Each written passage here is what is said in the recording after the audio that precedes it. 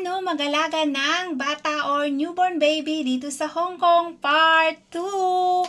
So, hello mga Bebe Loves! Welcome back sa aking YouTube channel. Ayan, sa mga hindi pa po nakakilala sa akin, ako po ay isang dating OFW ng Saudi Arabia or Middle East. Pero ngayon ay andito sa Hong Kong as a domestic helper pa rin. So, welcome back mga bebe. So, ipagpatuloy natin yung udlot na topic, no? Bali, Part 2 ang pag-usapan natin ngayon, no? Natapos yung part 1 natin mga bebe loves is doon sa pag-change ng diaper. So ngayon mga bebe loves, no, sa part 2 itatackle natin dito paano paliguan yung bata, everyday routine. And mga bebe loves, bali 6 months na yung bata dito sa part 2 at syempre itatackle din natin dito mga bebe loves, no, kung paano pakainin yung bata, paano i-prepare yung pagkain ng bata. And disclaimer lang po, ang video na ito mga bebe loves is based sa aking experience, no, at hindi experience mo or experience nila. So ayun nga mga bebe loves. So sobrang saya ko lang ngayon kasi nga, no, hindi na masyado masakit yung ngipin ko, kaya mag-share ako ng maraming tips sa video na ito. And again, no, nasabi ko sa part 1 na ako po ay hindi hindi ako full-time na nag-aalaga ng baby ng aking mga amo, kung hindi assistant lang ako pagdating sa part ng baby. Pero dito sa loob ng bahay, about sa pagtatrabaho, isa po akong full-time. Full-time kuskusera. Dito sa bahay ng mga amo ko. So, yan yung i-topic natin ngayon mga bebe loves. Bakit nga ba ako hindi full-time sa pag-aalaga ng baby? Kasi nga po, yung mga matatanda dito, no, parents ng mga amo ko, sila yung nag-aalaga ng baby. Wala silang trabaho, kaya sila alternate. Yung isa, side sa babae is 3 araw sa isang linggo, tapos yung side sa lalaki is 2 araw sa isang linggo. So, bali, inulit ko na lang to, no. Nasabi ko na ito sa ating first video or part 1. Pero, meron sigurong mga baguhan dito sa aking channel, no, na hindi po nakakapanood ng part 1. So, sa aking playlist po, so doon po sa paano mag-alaga ng bata nakalagay ang part 1 ng video mga bebe, no. So, kung gusto nyo, bisitahin nyo na lang. And mga bebe, no, kung bago ka lang dito at nagustuhan mo yung topic na ito, don't forget to subscribe my YouTube channel and paki-like and share na rin kung nagustuhan mo para malaman ng iba or kakalat yung balitang ito. Charing! So, ayun mga bebe loves ko is pindutin nyo na lang rin yung notification bell button at i-click ang all para ma-update kayo sa lahat ng i-upload ko pang mga video dito sa aking channel.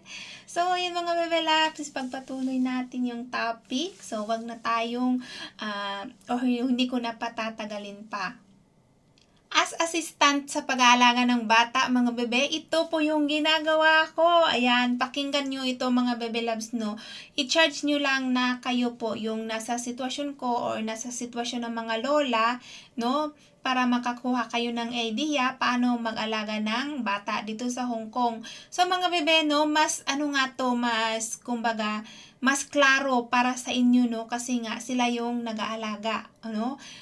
Kung ano yung nakikita ko na ginagawa nila o pinapagawa nila sa akin, yun yung sasabihin ko sa inyo. Kaya mga bebe loves, no,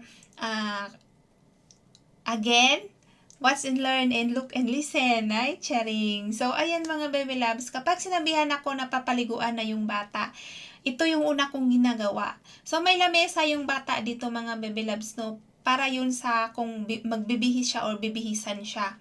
Doon, ilalatag ko na yung napkin, isang cotton buds, tapos cream. Ang cream mga baby loves, nilalagay yun sa puwet ng bata kapag lagyan na ng diaper. Yung diaper, ilagay ko na doon yung lotion, t-shirt, and then yung short ng bata. So, i-prepare ko na yan lahat mga baby loves. So, and then, pagkatapos nun, magkuha ako ng 3 tuwalya sa may drawer ng bata. large, medium, and small. So, yung large po, para yun sa katawan, yung malaking tuwalya.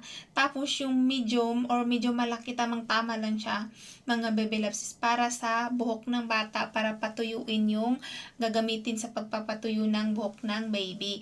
So, yung maliit mga baby loves, yung small is para yun sa paglinis ng muka ng bata. At halimbawa, kapag papaliguan na yung bata, yun yung gagamitin na pangpahid or pang kuskus sa katawan ng bata, yung maliit or yung para sa buhok mga baby love. So, yun yung ginagamit ng mga amo ko dito sa pagpaligo ng bata.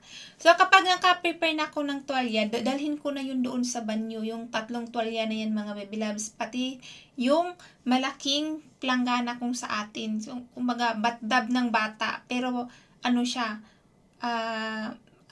oo. Ayun nga. Charing. Hindi ko kasi ma-explain anong pangalan nun. So, sige, sasabihin ko na lang, batdab ng bata na planggana style. kung mapicturan ko yun, ilagay ko dito. Pero kapag hindi, sorry na lang tayo. So, ayun mga bebe, sige, malaking planggana na lang mga bebe, paliguan ng bata. So, lagyan ko na yun ng tubig na tamang-tama lang yung temperature, hindi malamig, hindi mainit. Basta, maaligam-gam siya na ang ginagawa ko mga baby loves, no, ginagamitan ko ng siko, ginaganon ko sa may tubig kung okay ba yung yung temperature ng tubig, mga bebe. Nasbleed ako kahit Tagalog. Ay, charing. So, ayun mga be. Sorry, hindi po tayo pure Tagalog. Hindi ako pure Tagalog. Isa po ako or belong po ako sa indigenous people. Kaya matigas yung pag-deliver ko ng salita ko mga baby loves, no. Or hindi ako fluent. Yun yung totoo. Hindi ako fluent magsalita ng Tagalog. So, I'm sorry. Sana naintindihan nyo na lang kung ano yung mga sinasabi ko. Kapag na-prepare ko na yung tubig mga baby loves, no, lagyan ko na yun ng sabon. So, yung soap ng bata dito is liquid. So, nilalagay ko yun sa may malaking balde. Then, ginaganon-ganon ko. Pagkatapos niyan mga baby loves is, tatawagin ko na sila na ready na yung tubig. So, kapag sinabi ko ng ready ng tubig, papasok yun doon sila sa may banyo mga baby loves, tapos paliguan nila yung bata at titingnan ko lang, no? Tinitingnan ko lang. Ang pagpaligo nila ng bata, unang-una is yung mukha. Hugasan yung mukha. Pagkatapos ng mukha, mga baby loves, pero talagang hinay-hinay yan talaga mga baby loves. Mapapaganon ka na lang talaga kapag makita mo. Mapapaganyan ka na lang talaga sa sobrang sensitive nila at saka sa sobrang arte, kumbaga maselan sila, no, sa lahat ng bagay talaga, hindi lang sa bata, sa lahat talaga, sa loob ng dito sa loob ng bahay ng mga amo ko, ibang-iba talaga sila, no, kung i-compare ko sa mga karanasan ko noong nasa Saudi ako mga baby loves, ibang-iba talaga sila dito. So yun, kung sa selan, grabe 101%, no? Sa kartehan 101%. Pero goods na 'yun, no? Para sa akin okay na yun, okay 'yun, walang problema sa akin kasi nga hygiene 'yun eh. No? Kumbaga mas maganda, or Makati na yung may kuto siguro ako. Mas maganda yung ganun or yung ganyang nila style or ugali kung para sa akin. Hindi, ewan ko lang kung sa iba, no? Hindi ko alam. So, ayun nga mga beis, pagkatapos paliguan yung bata, ayun, dadalhin na yun mga baby loves doon. Nung 6 months pa baba yung baby, hindi ko yun nahahawakan, ha. So, kaya nga, sabi ko, is assistant lang ako. So, hindi ako pinapahawak sa baby, okay? And mga baby loves, nung nag 6 months na, doon na yun umiba yung sitwasyon ko dito. So, pabigat ng pabigat yung sitwasyon ko mga baby loves, no? Nung nag 6 months na yung baby doon, ako na yung, kasi hyper na yung baby.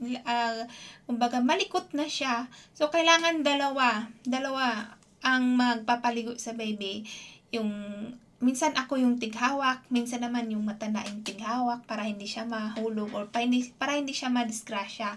So, ganyan sila ka-sensitive mga baby loves, no? So, ayun, kapag papaliguan na yung, or kapag natapos na paliguan yung bata, ang gagawin naman is unang-una, iba sila dito. Kaya nga, Ito rin ang tips na i-share ko sa inyo ha, kahit na hindi nyo nagustuhan or mali para sa inyo yung procedure sa pagpaligo or pagbihis ng bata, ang gagawin nyo na lang is mag-follow the instruction. Yan talaga ang number one na tricks, no, or diskarte or tandaan mo or tanggapin mo ang mag-follow sa instruction. Kung ano yung instruction sa'yo, yun ang susundin mo. No, yung dito sa amin mga baby loves, no, unang-una nilalagyan ng lotion yung bata. So, hindi rin ako makaka-lotion, hindi nga ako masyadong nakahawak, 'di ba? Sila yan mga baby loves. So, ibibigay ko sa kanila yung lotion. Ayan, lagyan nila ng lotion yung bata. Pero kung sa akin lang kung ako yung masunod, uunahin ko paglagay yung yung diaper, 'di ba?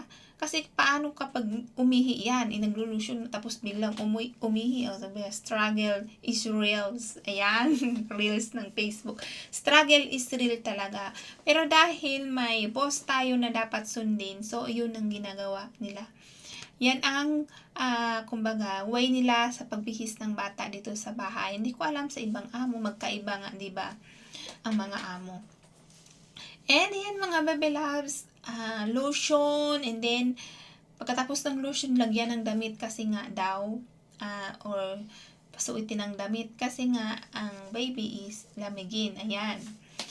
Pagkatapos lagyan ng damit, saka na ilagay yung diaper. So, cream and diaper and then shorts. Tapos patuyuin yung buhok, suklay. Ganun na siya. Yung, ganun yung way nila dito sa bahay sa pagpaligo ng bata. So, next naman mga baby loves is sa pagkain ng baby. Sa pagkain naman ng baby, no, sa isang araw, 2 beses kumain, tapos yung gatas niya is 3 beses. Every 4 hours yung gatas. Tapos yung pagkain naman ng baby, tinatawag nila dito na congee, sa atin lugaw. Pero yung lugaw ng baby dito is iba siya. So, may 2 klaseng gulay, tapos may karne. So, araw-araw yan, alternate. Kung sa umaga is baboy, sa hapon is manok. Halimbawa, kinabukasan, yung beef. Tapos, pagkagabi niyan is yung mga isda. So, ganun siya, alternate. Tapos, yung gulay, iba-iba rin. Hindi siya paulit-ulit.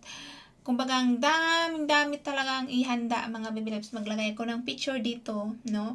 Mga pagkain ng bata, paano i-alternate. So, mga baby loves, sinusulat yan nila. Tapos, ilagay ko dito, ito na siya. Yan. So, mga baby loves, parang inaantok ako, pero caring-carry pa rin. So, ayun nga mga baby loves, pagkatapos niya, no, ayun nga, ang ginagawa sa pagkain is 11:30 yung lunch. Tapos yung dinner is 6:30 siya mga baby loves. Yan yung oras yan yung oras ng pag-prepare ko ng pagkain ng bata or tinatawag nila ditong congee kung sa atin is lugaw. So, paano ko yun i-prepare mga baby loves? So, ginagamitan niya ng steamer dito mga baby loves. No, baby loves. Yung steamer is 25 minutes tapos na. So, ang ginagawa dito mga baby loves, ang pag-prepare ng congee is, yung karne, binablanch mo na yan or pakuluan sa tubig para matanggal daw yung mga sebo or yung germs. Tapos yung gulay naman, hugasan mo yan ng maigi, tapos i-chop mo, tapos ilagay mo sa steamer.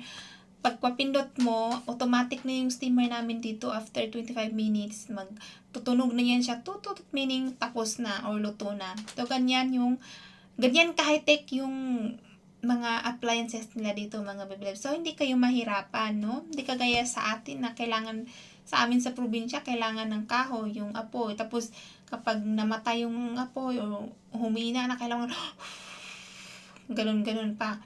Ganyan kahirap ang buhay sa probinsya namin. Kahoy yung ginagamit namin sa pagluto doon mga baby loves. So, dito, high-tech na. So, hindi ka, walang problema, walang hassle. Kumbaga, hindi risky. Yan. Simpleng salita. Hindi siya risky. So, mga baby loves, pagkatapos niyan is, luto na yun. Tutunog na yung steamer. Ang gagawin doon is i-blend. So, i-blender yun siya mga baby loves. Kasi nga 6 months, masyado pa siyang maliit Ngayon mga ngipin niya is maliliit pa, hindi niya kayang magkagat. Siyempre, di ba? Pagkain ng baby yan eh. So, yung mga baby loves, alternate yun. Unang-una, ang nilalagay sa congee is yung bigas, tapos yung, in the next day, pasta, ganun. Ganun yung pagkain ng baby dito, mga baby loves. So, ganun lang siya kasimple. 2 times a day, lunch and dinner, ang pagkain ng baby. So, hanggang sa lumaki na yung baby, mga baby loves, no, pinapahawak or pinapabantay na sa akin.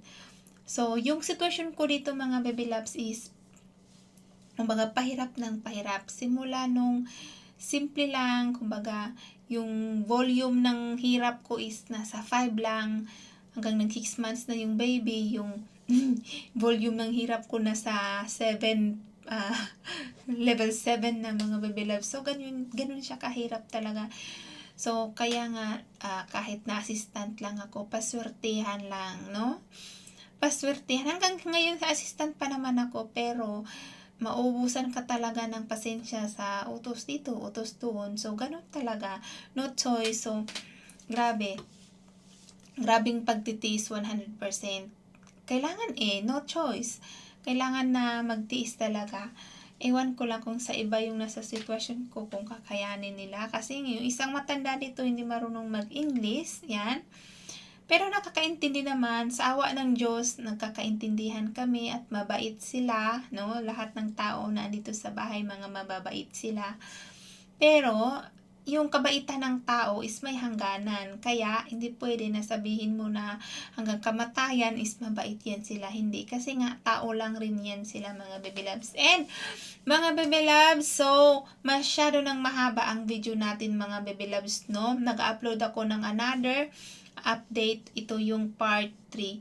So, dito sa part 3 is, nag-i-school na yung bata. So, daily routine lang, daily routine pa rin, mga baby loves, no? Nag-i-school na yung bata, kung ano ba yung sitwasyon ko, ano yung hirap na naranasan ko. So, again, hindi siya masyadong yung topic natin, kasi pure side sa pag-aalaga lang ng bata. How much more kapag share ko sa inyo yung trabaho ko talaga, or everyday routine ko, or yung pag-full-time work ko dito sa bahay ng mga amo ko.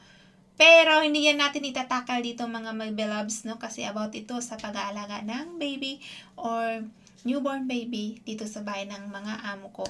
And sa mga hindi pa po nakapag-subscribe sa aking YouTube channels, don't forget to subscribe, ayan, and click the notification bell button para ma-update kayo.